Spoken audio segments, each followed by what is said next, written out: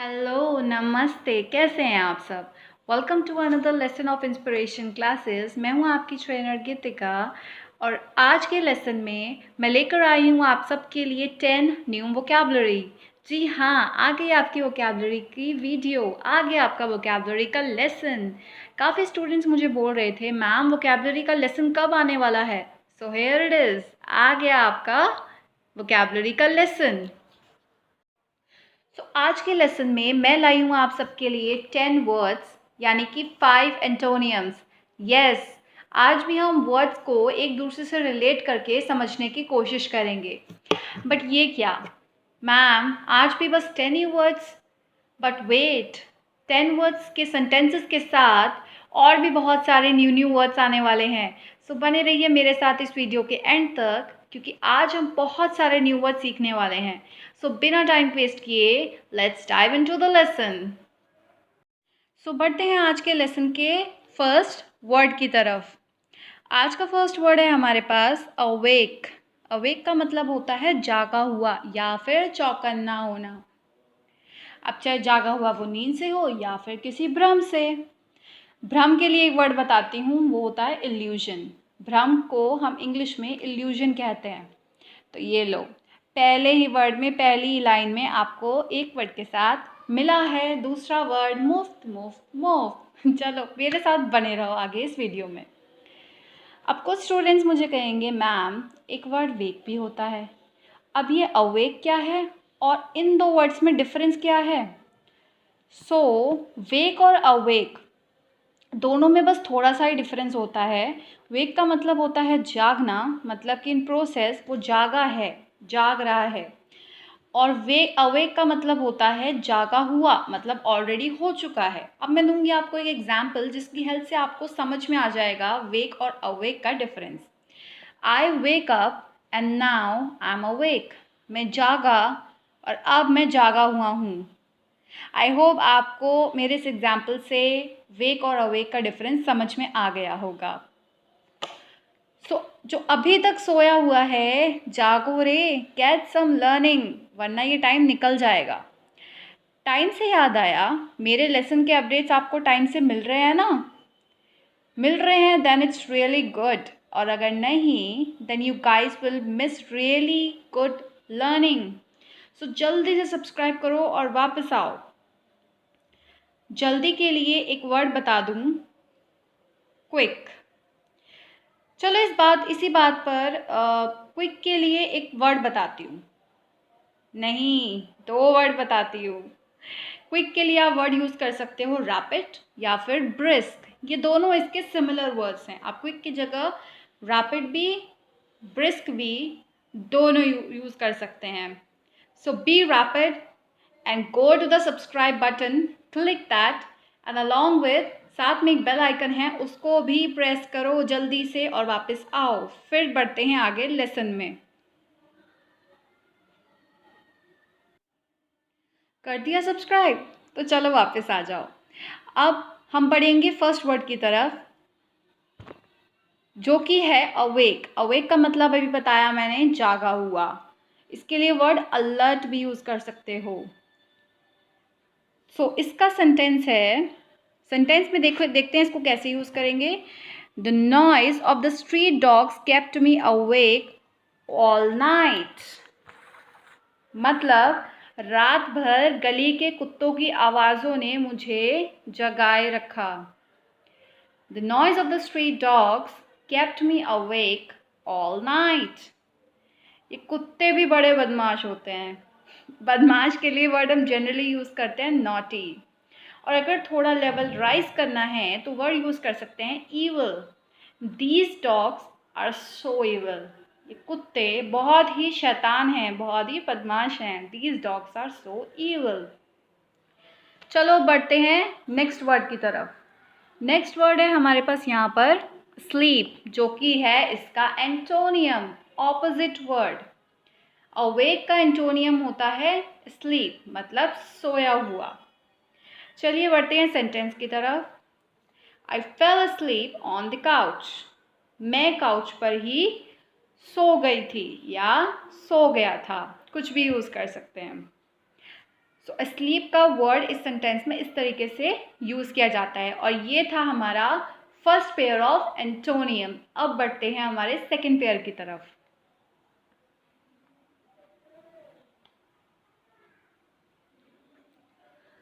सो यहाँ पर second pair का फर्स्ट वर्ड है हमारे पास awareness.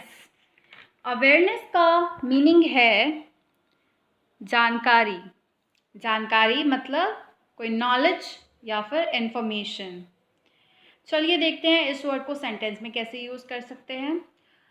Government is doing great to spread awareness about current situation of our country.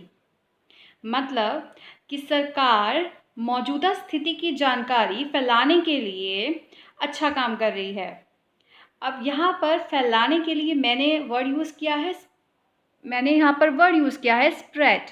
Spread के लिए मैं एक और वर्ड भी यूज़ कर सकती हूँ, इनफैक्ट 2 वर्ड और यूज़ कर सकती हूँ, जो कि है एक्सपैंड और डिस्पर्स। तो मैं स्प्रेड की जगह पे यहाँ पे एक्सपैंड भी यूज़ कर सकती हूँ, बट एक्सपैंड का मतलब भी होता है फैलाना और डिस्पर्स का मतलब भी होता है फैलाना। तो चलते हैं इसके एंटोनियम की तरफ, जो कि है इग्नोरेंस। इग्नोरेंस का मतलब होता है अज्ञान होना, मतलब जिसके बारे में ज्ञान नहीं है, जिसके बारे में नॉलेज नहीं है, तो इसको कह सकते हैं लैक ऑफ नॉलेज और लैक ऑफ इंफॉर्मेशन। बढ़ते हैं सेंटेंस की तरफ। इसको सेंटेंस में कैसे यूज़ करेंगे। Sometimes ignorance can put you in difficult situations. मतलब कभी कभी अज्ञानता तुम्हें कठिन परिस्थिति में डाल सकती है। सो डोंट हैव इग्नोरेंस, अज्ञान मत बनो, हमेशा अवेयर रहो अपने आसपास की चीज़ों से, अपनी नॉलेज के लिए, एवरीथिंग। सो अब बढ़ते हैं, ये यहाँ पर ख़त्म होता है हमारा नेक्स्ट पेयर, सेकेंड पेयर। आई होप आपको वर्ड समझ में आ रहे होंगे, कितने अमेजिंग वर्ड्स आ रहे हैं, है ना। तो चलते हैं, बने रहिए मेरे साथ इस वीडियो के एंड तक। अब बढ़ते हैं नेक्स्ट वर्ड की तरफ। सो यहाँ पर नेक्स्ट पेयर है हमारे पास, उसका फर्स्ट वर्ड है बारबरस। कुछ लोग इसको पढ़ सकते हैं barbarous, but it's not barbarous, it's barbarous. इसका मतलब होता है जंगली या बेरहम। इसके लिए हम वर्ड यूज़ कर सकते हैं अनसिविलाइज्ड एंड क्रूअल, दोनों ही वर्ड यूज़ कर सकते हैं। अब देखते हैं इसको सेंटेंस में कैसे यूज़ करेंगे। It is barbarous to be happy when others are suffering because of you. इसका मतलब है कि तुम बेरहम हो अगर तुम खुश हो जबकि तुम्हारी वजह से कोई भुगत रहा है। भुगतने के लिए मैंने यहाँ पर वर्ड यूज़ किया है सफ़र। आईएनजी टेंस की वजह से लगा है, बट मेन वर्ड है यहाँ पर सफ़र। सफ़र के लिए एक और वर्ड आपको बताती हूँ, यूज़ कर सकते हैं एंग्विश। चलो अब इस अमेजिंग से वर्ड के लिए जल्दी से वीडियो को लाइक करो। चलो बढ़ते हैं इसके नेक्स्ट एंटोनियम की तरफ, इसके ऑपोजिट वर्ड की तरफ। इसका ऑपोजिट वर्ड है सिविलाइज्ड। सिविलाइज्ड का मतलब होता है सभ्य।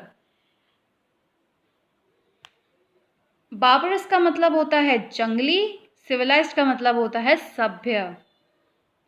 समझ रहे हैं ना रिलेशन। बढ़ते हैं सेंटेंस की तरफ। Right education can convert a barbarous person into a civilised one. तो ये है सेंटेंस जिसमें आपका दोनों वर्ड यूज हो रहे हैं, that is barbarous and civilised. सो इस सेंटेंस का मीनिंग है सही शिक्षा जंगली को भी सभ्य बना सकती है। सही शिक्षा जंगली को भी सभ्य बना सकती है। Right education can convert a barbarous person into a civilised one. So यहाँ पर हमारा नेक्स्ट पेयर भी एंड होता है। बढ़ते हैं अपने फोर्थ पेयर की तरफ। फोर्थ पेयर का फर्स्ट वर्ड है यहाँ पर बैरन। बैरन का मतलब होता है बंजर। बंजर के लिए वर्ड यूज़ कर सकते हैं अनप्रोडक्टिव एंड इनफर्टाइल। सो एक वर्ड के साथ साथ हमने 2 वर्ड्स और सीखे, that is unproductive and infertile. दोनों का मतलब होता है, इनफैक्ट तीनों का मतलब होता है बंजर। चलिए बढ़ते हैं सेंटेंस की तरफ और देखते हैं कि हम इस वर्ड बैरन को सेंटेंस में कैसे यूज कर सकते हैं। The remote barren land has transformed into green field. इसका मतलब है बंजर जमीन जो एकांत में थी वो बदल गई है हरे भरे खेत में। सो यहाँ पर हमारे पास एक और वर्ड है जिसके लिए जिसका हम मतलब जिसको हम समझ सकते हैं, वो है यहाँ पर रिमोट। रिमोट का मतलब होता है एकांत में, डिस्टेंट, या फिर किसी चीज़ से अलग होना।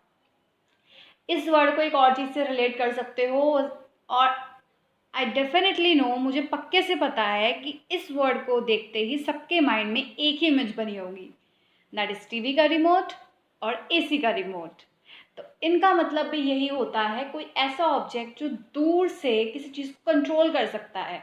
वो तो हो गया डिवाइस के लिए, बट यहाँ पर रिमोट का मतलब है ऐसी जगह जहाँ पर कोई आता जाता नहीं हो, काफ़ी दूर है, एकांत में है और लोगों की पहुंच से काफ़ी दूर है, या फिर वहाँ पर ज़्यादा कोई नहीं जाता है। सो बैरन के लिए बैरन वर्ड को सेंटेंस में यूज करेंगे, the remote barren land has transformed into green field. अब बढ़ते हैं इसके एंटोनियम की तरफ, जो कि है फर्टाइल। फर्टाइल का मीनिंग होता है उपजाऊ या फिर बहुत फल देने वाला। फल खाने वाला फल नहीं हो सकता, हो भी सकता है, खाने वाला फल भी है और प्रॉफिट वाला फल भी है जिससे हमें फ़ायदा हो रहा हो। सो इसे सेंटेंस में यूज़ करेंगे, a smart businessman will seek fertile deals to grow his wealth. मतलब कि एक होशियार व्यापारी फल देने वाले सौदे को ढूंढ ही लेता है अपने पैसे को बढ़ाने के लिए। सो यहाँ पे पैसे के लिए क्या वर्ड यूज करेंगे, वेल्थ, कि आप कितने रिच हैं उसके लिए क्या वर्ड यूज कर सकते हैं, वेल्थ। सो यहाँ पर मैंने एक वर्ड यूज करा है बढ़ाना, बढ़ाने के लिए क्या वर्ड है, ग्रो। ग्रो के लिए एक और वर्ड बताती हूँ, दैट इज एनहेंस। ग्रो करना, एनहांस करना। इस सेंटेंस को इस तरह से भी लिख सकते हो, a smart businessman will seek fertile deals to enhance his wealth. I hope आपको ये वर्ड अच्छे से समझ में आया होगा और आप इसको डेफिनेटली अपनी वोकैबुलरी में यूज़ करने वाले हैं। यूज़ करेंगे और सेंटेंस बनाएंगे तो प्लीज़ मेरे को कमेंट सेक्शन में ज़रूर बताना, ताकि मुझे भी तो पता चले कि आपको मेरे वोकैबुलरी से, मेरे लेसन से कुछ फ़ायदा भी हो रहा है या नहीं। तो चलिए बढ़ते हैं नेक्स्ट पेयर की तरफ। नेक्स्ट पेयर है हमारा यहाँ पर बूस्टफुल। बूस्टफुल का मतलब होता है शेकीबाज या फिर डींगे मारने वाला या फिर घमंडी पर्सन। तो इसको सेंटेंस में कैसे यूज करेंगे, he is boastful of his success. वह अपनी सफलता की डींगे मारता है, मतलब बहुत बड़ी बड़ी बातें बोलता है, बहुत शेकी मारता है, अरे मैंने तो ये अचीव कर लिया, अरे मैंने तो वो अचीव कर लिया। कहीं आप बूस्टफुल तो नहीं, I you boastful? Don't mind, I was just joking. बढ़ते हैं नेक्स्ट वर्ड की तरफ, जो कि है इसका एंटोनियम, ऑपोजिट वर्ड। इसका मतलब है विनम्र, मॉडेस्ट, मतलब विनम्र या फिर नरमी से बात करने वाला, या फिर विनम्र, पोलाइट। इसके लिए वर्ड कौन से यूज कर सकते हैं, पोलाइट या फिर मॉरल। सेंटेंस में कैसे यूज करते हैं वो देखते हैं। Everyone like him because he is modest. सब उसे पसंद करते हैं क्योंकि वह विनम्र है, क्योंकि वह पोलाइट है। चलो लाइक के लिए एक वर्ड बताती हूँ। लाइक के लिए एक वर्ड है फैंसी। इसको कैसे यूज कर सकते हैं, everyone fancy him because he is modest. सब उसे पसंद करते हैं क्योंकि वो मॉडेस्ट है। चलो आज लाइक के लिए भी एक नया वर्ड पता चला, इसे यूज़ ज़रूर करना और मुझे ज़रूर बताना कि कैसे, कहाँ, किस सेंटेंस में यूज़ किया है। सो ये थे हमारे 10 वर्ड्स, 10 सेंटेंसेस और बहुत सारे एक्स्ट्रा वर्ड्स। मुझे काउंट करके बताना कितने एक्स्ट्रा वर्ड्स थे, क्योंकि मैंने तो जस्ट बता दिए। आई डोंट नो कि कितने वर्ड्स थे। जो मुझे समझ आया मैंने आपको सब बता दिया। आई होप आपको ये वर्ड पसंद आए होंगे। And don't worry, English speaking का नेक्स्ट लेसन कल आएगा। तब तक आप प्रैक्टिस कीजिए ये वोकैबुलरी और अपने फ्रेंड्स, फैमिली के साथ बोलकर उन्हें कीजिए इम्प्रेस, इम्प्रेस, इम्प्रेस। आज के लिए बस इतना ही। मिलते हैं कल एक न्यू लेसन के साथ। तब तक के लिए कीप वॉचिंग, कीप लर्निंग।